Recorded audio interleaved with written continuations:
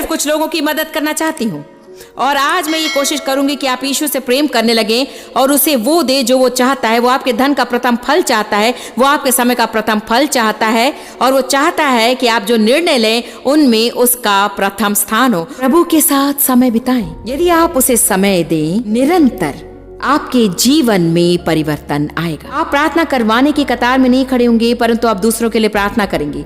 आप चमत्कार पाने के लिए नहीं खड़े होंगे, परंतु किसी के लिए चमत्कार होंगे। आप हमेशा दूसरों की सलाह लेने वाले नहीं रहेंगे, परंतु दूसरों को आप सलाह देंगे।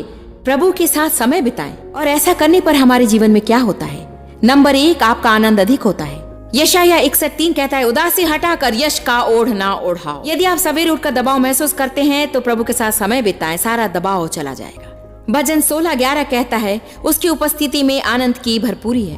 प्रभु के साथ रहेंगे तो आप आनंद महसूस करेंगे। देखिए यूहन्ना 15:11।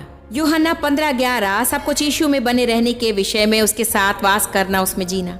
बने रहने का अर्थ है समय बिताना, वास करने का अर्थ है समय बिताना, जीने का अर्थ है समय बिताना। ऐसा लिखा है, यदि तुम मुझ में बने रहो और मेरी बातें तुम में, तब तुम जो मांगो वो तुम्हारे लिए हो जाएगा।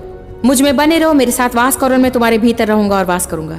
वो इस प्रकार कहता है। और पद 11 में देखें वो क्या कहता है, मैंने तुमसे ये बातें कही, ये सारी बातें, बने रहना, वास करना, साथ बने रहना, मैंने ये सारी बातें तुमसे कही कि मेरा आनंद और खुशी तुम में रहे और वो आनंद और खुशी तुम में बना रहे और तुम्हारा आनंद पूरा हो जाए। यीशु इसलिए नहीं मरा कि आप स्वर्ग जा सके, परंतु आप इस जीवन की यात्रा का आनंद उठा सकें। वो चाहता है कि आप जीवन का आनंद उठाए। आप किसी भी वस्तु का आनंद नहीं उठा सकते यदि प्रभु आपके जीवन में प्रथम नहीं है, क्योंकि वो जलन रखने वाला प्रभु। आप थोड़ा शायद आनंद उठा सकते हैं, परंतु सच्चा आनंद आप में नहीं होगा। आप जानते सच्चा आनंद क्या है? सच्चा आनंद बना रहता है तब भी जब आपकी परिस्थिति खराब हो और तब भी जब सब कुछ ठीक हो। ये वो है जो आप प्राप्त करते हैं परमेश्वर के साथ घनिष्ठ संबंध स्थापित करने के द्वारा, ना कि परिस्थितियों द्वारा। जब आपके पास आनंद है, आप मजबूत है, क्योंकि प्रभु का आनंद आपका बल है। हमें ज्यादा हंसना है, हमें जीवन का आनंद उठाना है, हमें ज्यादा मजे करना है। जिस कारण हमारे जीवनों में विजय नहीं है वो है परमेश्वर को हम समय नहीं दे रहे हैं। समय दे, प्रभु को आपके समय की जरूरत है। जब आपको लगे कि आप किनारे पर हैं, फोन करने ना दौड़े, परंतु सिंहासन के पास दौड़े।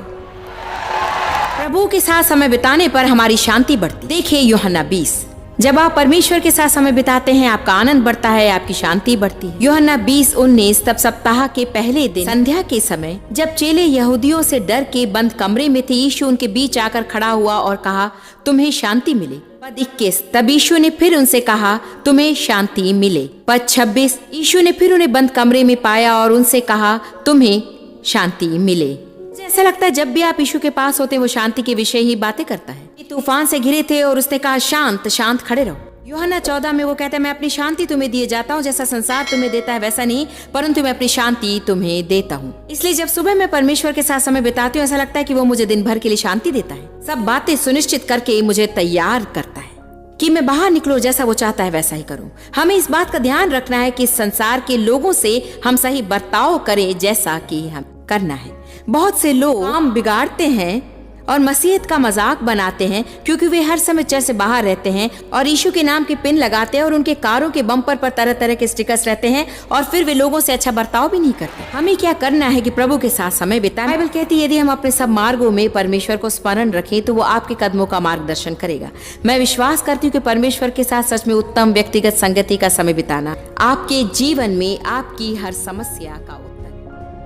ऐसे अनेक वीडियोस को देखने के लिए हमारे चैनल को सब्सक्राइब करें, बेल आइकॉन प्रेस करें और वीडियो को लाइक जरूर करें। धन्यवाद।